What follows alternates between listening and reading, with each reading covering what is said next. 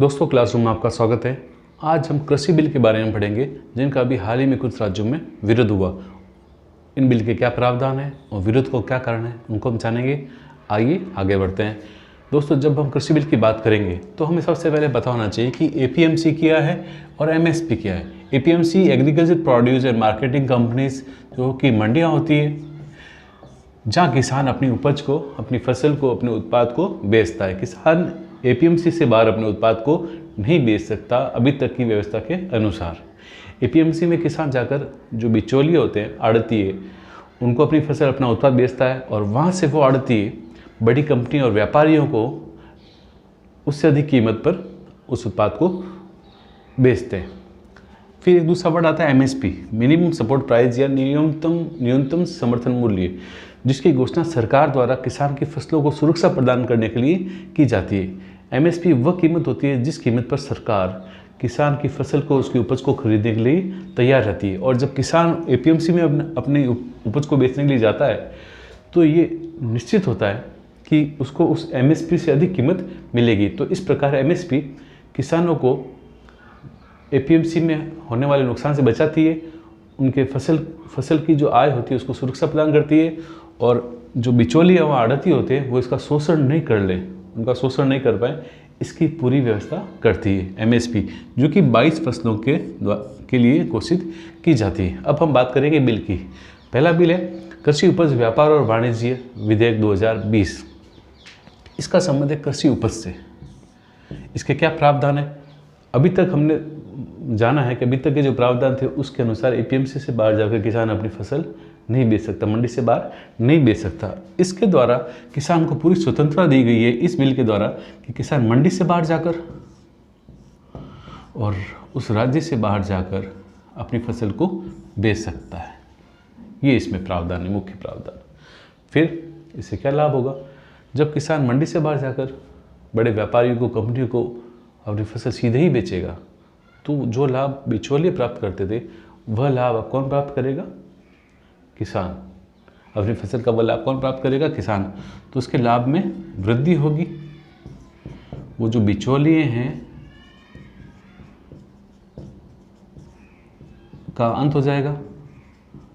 तो मेन अगर बात करें तो किसान के लाभ में वृद्धि होगी। बाकी अप्रत्यक्ष रूप से तो हम कितने ही लाभ की बात गणना कर सकते हैं कि किसान की आय बढ़ेगी, किसान की तकनीक का यूज़ करेगा, किसान की क्रय क्षमता बढ़ेगी, किसान का जीवन स्तर सुधरेगा, ये कई बातें कर सकते हैं। लेकिन मुख्य लाभ यही है कि बिचौलिए का अंत होगा, किसान के लाभ में वृद्धि होगी। तो इससे होने वाली चिंताएं क्या है जिसके कारण इसका विरोध हो रहा है इस बिल का, जबकि किसानों के हित का बिल है? फिर इसका विरोध क्यों हो रहा है, इसके लिए चिंताएं क्या है? तो इसकी चिंता ये है पहले कि एपीएमसी बंद हो जाएगी, ये चिंता है। बाकी कई कानून में, इस विधेयक में ऐसा कोई प्रावधान नहीं है कि एपीएमसी बंद कर दी जाए, एमएसपी बंद कर दी जाए, ऐसा कोई प्रावधान नहीं है। लेकिन अगर इनका उपयोग ही नहीं रहेगा, किसान इनके बाहर जाकर बेचेंगे फसलें, अपना उत्पाद एपीएमसी मंडी से बाहर जाकर, तो फिर ये डर है, ये चिंता है उन आड़तियों को, एक बड़े वर्ग को, कि एपीएमसी बंद हो जाएगी। तो मुख्य रूप से जो विरोध किया जा रहा है वह उस बिचौलिए वर्ग द्वारा किया जा रहा है, उन लोगों द्वारा किया जा रहा है जिनके हित एपीएमसी से जुड़े हैं। तो एपीएमसी बंद हो जाएगी, ये वह है।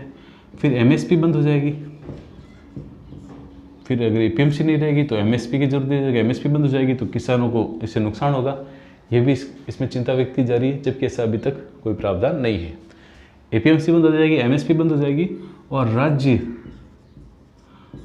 को जो आय मिलती थी एपीएमसी से, मंडी से, विभिन्न टैक्सेस के द्वारा, वो भी बंद हो जाएगी, ऐसा डर है। फिर रोजगार की अगर बात करें तो हजारों, सैकड़ों जो लोग एपीएमसी में, मंडियों में जो काम करते हैं, उनके रोजगार खत्म हो जाएंगे। ये सारी चिंताएं हैं, सारे भय हैं जिनकी संभावना व्यक्त की जा रही है, जिसके कारण विरोध किया जा रहा है। तो ये पहला ये विधेयक, उसके प्रावधान, उससे लाभ और उसके संबंधित चिंताएं और विरोध के कारण हमने जाने। अब हम आएंगे दूसरे बिल में, जिसे कृषक कीमत आश्वासन और कृषि सेवा पर करार विधेयक 2020। इसका संबंध है कृषक कीमत से, कृषक को कीमत मिलती है उससे, और ये है संविदा कृषि से संबंधित या कॉन्ट्रैक्ट फार्मिंग। बुआई से पहले बुआई से पहले ही किसान किसी कंपनी बड़े व्यापारी के साथ अपनी फसल का सौदा कर लेगा, सौदा कर सकता है, ऐसा इस बिल में प्रावधान है। इसलिए इसे कहा जाता है कॉन्ट्रैक्ट फार्मिंग। इससे क्या लाभ होगा? कॉन्ट्रैक्ट फार्मिंग करने से, बुआई से पहले फसल का सौदा करने से क्या लाभ होगा? तो जो बाज़ार में जो कीमतों की अनिश्चितता रहती है और जो मौसम की प्रतिकूलता का जो फसलों पर दुष्प्रभाव पड़ता है और इससे जो किसानों की आय में कमी आती है, तो ये समाप्त हो जाएगी। बाज़ार में कीमतों के उतार चढ़ाव का जो किसान पर नकारात्मक प्रभाव पड़ता था, वो अब ट्रांसफ़र हो जाएगा उस कंपनी या बड़े व्यापारी पर। और मौसम की प्रतिकूलता और उससे होने वाले फसल को नुकसान से भी किसान बच जाएगा। अब किसान की कीमत निश्चित होगी, पहले सौदा कर लेगा, उसकी कीमत मिल के रहेगी।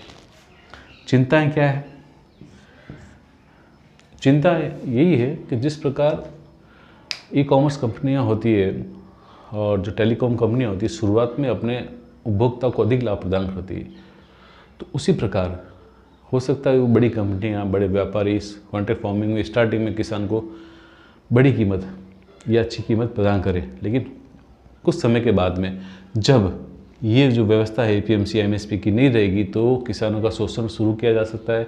उनको वो कीमत शायद कॉन्ट्रैक्ट फार्मिंग में नहीं मिले जैसा वो चाहते हैं और उनका शोषण हो सकता है या उसके शोषण की संभावनाएं बनती है। ऐसी चिंताएं व्यक्त की जा रही है इस बिल के संबंध में। फिर तीसरा बिल आता है आवश्यक वस्तु संशोधन विधेयक, जिसका संबंध है स्टॉक सीमा से। स्टॉक सीमा या भंडारण की सीमा। पहले ये प्रावधान था कि आप कुछ वस्तुओं का जो भंडारण है स्टॉक नहीं कर सकते एक सीमा से ज़्यादा। अब वो स्टॉक सीमा को समाप्त कर दिया गया है, यानी अब किसान जितने ही चाहे उतना वो भंडारण कर सकता है। और 6 वस्तुओं से भंडारण की स्टॉक की सीमा समाप्त कर दी गई, जिसमें आलू, प्याज, दलहन, तिलहन, खाद्य तेल और अनाज आते हैं। इससे स्टॉक सीमा समाप्त कर दी गई है। अब किसान जितने चाहे इन वस्तुओं का स्टॉक कर सकता है। इससे क्या लाभ होगा? इससे ये लाभ होगा कि जब उन वस्तुओं का बाज़ार में कीमत अच्छी नहीं मिल रही होगी, तो किसान उन वस्तुओं को अपने पास स्टॉक कर सकता है और समय आने पर अधिक कीमत पर उन्हें बेच सकता है। ये किसान को लाभ होगा, उससे किसान की आय बढ़ेगी। चिंता क्या है? चिंता ये है कि जब इस स्टॉक सीमा का उपयोग वो कंपनियां हैं, वो बड़े व्यापारी अगर करने लगेंगे, जो किसान से उसकी उपज को खरीदेंगे, वो अगर स्टॉक करने लगेंगे, तो हो सकता है अगली बार जब किसान उनके पास उपज लेके आए, तो वो लोग किसान को उस उत्पाद की वो कीमत ना दे जो किसान चाहता हो और किसानों का शोषण किया जा सकता है। ये है उससे संबंधित चिंता। तो हमने जाना तीनों बिल के बारे में, क्या प्रावधान है, इससे क्या लाभ है और उससे होने वाली चिंताएं और विरोध के कारण। तो इसके आगे एक और बात आती, मांगे। तो मांगे क्या हैं? जो वो वर्ग है वो क्या मांग कर रहे हैं जिससे इनकी समस्याओं का अंत हो सके, नई व्यवस्था में क्या सुधार की मांग कर रहे हैं? तो वो कह रहे हैं कि मौजूदा जो एपीएमसी व्यवस्था है उसमें ही सुधार कर दिया जाए, मौजूदा व्यवस्था में सुधार किया जाए, एपीएमसी व्यवस्था में सुधार किया जाए। सरकारी नियंत्रण, गवर्नमेंट का जो नियंत्रण है वह बनाए रखा जाए ताकि किसानों का शोषण नहीं हो, किसान व्यापारियों, बड़े व्यापारियों, कंपनियों के शोषण का शिकार नहीं हो, उनके हाथों की कठपुतली न बन जाए। फिर बात की जा रही है एमएसपी की। एमएसपी को एक लीगल राइट बनाया जाए। और दूसरी बात की जा रही है जो ये कॉन्ट्रैक्ट फार्मिंग है उसको एमएसपी से जोड़ा जाए, एमएसपी को कॉन्ट्रैक्ट फार्मिंग में जोड़ा जाए ताकि किसानों का शोषण नहीं किया जा सके, उसके न्यूनतम समर्थन मूल्य को निर्धारित किया जाए। ये हुई इससे संबंधित मांगे। फिर सरकार ने इसके संबंध में क्या कहा? सरकार का पक्ष। अगर सरकार के पक्ष की बात करें तो सरकार क्या कह रही है? सरकार कह रही है कि एपीएमसी बंद नहीं होगी, जारी रहेगी। एमएसपी भी बंद नहीं होगी, इस पर भी खरीद जारी रहेगी, सरकार का कथन है। उसके सिवा सरकार ने कहा है कि कॉन्ट्रैक्ट फार्मिंग में किसान को पूर्ण स्वतंत्रता होगी और किसान के हितों का ध्यान रखा जाएगा। और 3 दिन के अंदर ऐसी व्यवस्था की जाएगी कि किसी प्रकार के विवाद का होने के बावजूद भी किसान को 3 दिन में उसका लाभ प्राप्त हो सके। और उसके विवाद, अगर इससे संबंधित विवाद है तो उसके लिए ऐसे मंच की व्यवस्था की जाएगी जहाँ पर कॉन्ट्रैक्ट फार्मिंग से संबंधित विवादों का जल्दी से जल्दी निपटारा किया जाए। और किसान जो छोटे किसान हैं वो भी सामूहिक कृषि के द्वारा कॉन्ट्रैक्ट फार्मिंग का लाभ उठा सकते हैं। तो ये हमने जाना तीनों बिल के प्रावधानों के बारे में, उससे संबंधित लाभ, चिंताएं, मांगे और सरकार का पक्ष। कोई भी जब नया कानून बनता है ऐसा, तो उसको बनाने वाले जो लोग होते हैं उनका बड़ा अनुभव होता है, बड़े बड़े डिप्लोमेट्स होते हैं और वो किसानों की, लोगों की, आम लोगों के हितों को ध्यान में रखकर ही कानून बनाते हैं। और सरकार जो भी करती है अपने लोगों के हित के लिए ही करती है। जो भी व्यवस्था होती है, नई व्यवस्था या पुरानी व्यवस्था, वह लोगों के ऊपर निर्भर करता है कि वह कितनी सफल होए। जैसे पहले एपीएमसी व्यवस्था जो की गई थी वो किसानों के हित के लिए ही, उनको लाभ प्रदान करने के लिए ही की गई थी, लेकिन कुछ समय पश्चात एक लंबे समय तक ये प्रक्रिया चलती रही तो एक इस प्रकार के संगठन बन जाते हैं, कुछ हित बन जाते हैं, जो कि हित वर्ग बन जाते हैं जो अपने हित के लिए कार्य करते हैं। तो ये लोगों पे निर्भर करता है, हम लोगों पे निर्भर करता है कि हम किसी व्यवस्था को कैसे चलाते हैं। इसके बारे में आपकी क्या राय है, कमेंट बॉक्स में लिखें। अगर वीडियो पसंद आता है तो चैनल को लाइक कीजिए, सब्सक्राइब कीजिए और शेयर कीजिए।